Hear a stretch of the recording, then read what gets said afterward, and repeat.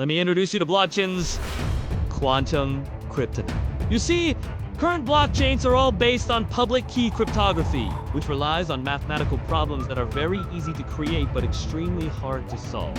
For example, the most common cryptographic puzzle that current blockchains use is called the discrete logarithm problem.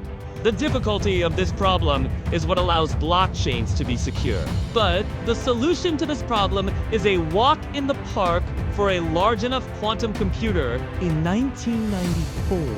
Peter Shor developed an algorithm that can solve this problem in polynomial time on a quantum computer, meaning that with sufficient quantum computing power, the algorithm can quickly find the solution to these cryptographic puzzles, effectively allowing an attacker to impersonate one of the keys. This is a huge deal because one of the most important properties of a blockchain is that it is tamper-evident.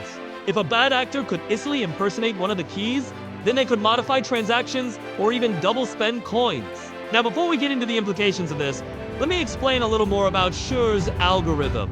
The algorithm works by first converting the discrete logarithm problem into a search problem. Then it uses a quantum phenomenon called superposition to put the solution to the problem in a special state called a cat state. The algorithm then uses another quantum phenomenon called entanglement to copy the solution to the problem from the cat state to the output state.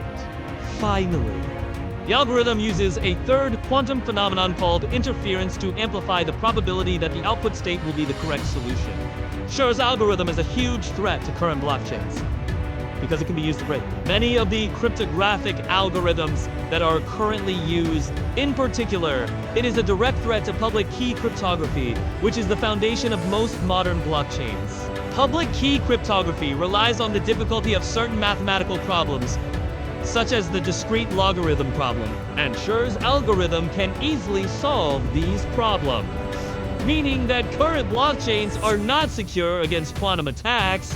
Now, the good news is that the cryptographic algorithms used by current blockchains are not as vulnerable as some others. For example, the SHA-256 hashing algorithm, used by most blockchains, is believed to be safe from quantum attacks for the foreseeable future. However, the same cannot be said for public key cryptography. So what does this mean for existing cryptocurrencies and decentralized applications? Well, the short answer is that nothing changes in the immediate future.